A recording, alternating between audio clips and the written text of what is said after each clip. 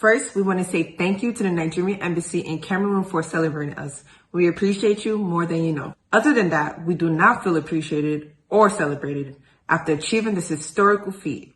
In 2017, we won the Afrobasket Championship, and 3 days later, we were presented to the Father of Nations, Excellency President Muhammadu Buhari, and his entire cabinet by the former ministry, Honorable Solomon Dalong, as customary with handshake. We have defended our championship and brought back the cup in 2019 and 2021, which is historical, but still no invitation has been extended to the team to visit Aso Rock or a presidential handshake. Why? President of NBBF, Musa Kida, said that the Federation isn't owing any players, officials, or vendors.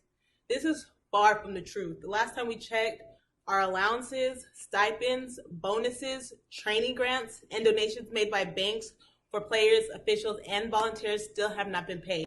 We are owed $73,118 from the NBBF, $24,000 from the Ministry for the Tokyo Grant, and $100,000 from donations from 3 banks in Nigeria. Ever since our general manager and team manager resigned, we feel like we're being marginalized. Our senior leadership, like the former president, never really shows up for camps or competitions to boost our morale. And when we have significant concerns and issues that needs to be addressed, when he does show up, we get vague answers, as if our concerns aren't important to him.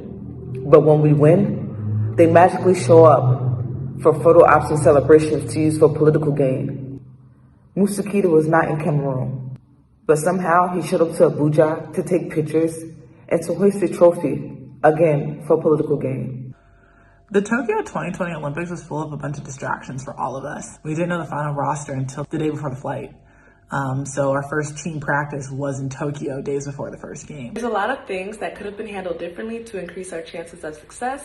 Starting with our travel, there was a 36-hour flight, our team gear and uniforms, making sure they're up standard, 2 practices a day, not being able to access medical staff at certain points during the Olympics, as well as gift exchange between teams. Why hasn't the team been to Nigeria since 2019? We're wondering the same thing.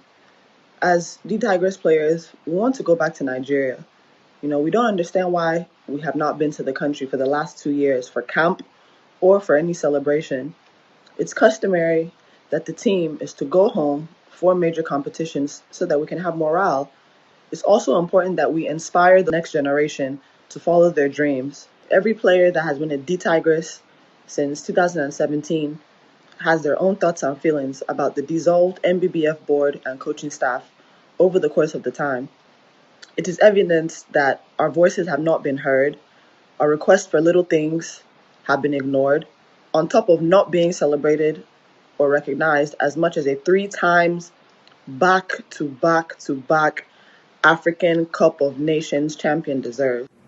Our demands: all money owed to players, officials, and vendors, adequate travel to competitions, and a team manager for all team functions. If these demands are not met, with all due respect to the presidency, the NBBF, and the ministry, all D-Tigers players will not be reporting to the FIBA World Cup tournament in 2022 in February. We are one united voice. I stand. I stand. I stand. I stand. I stand. I stand. I stand. I stand. I stand. I stand.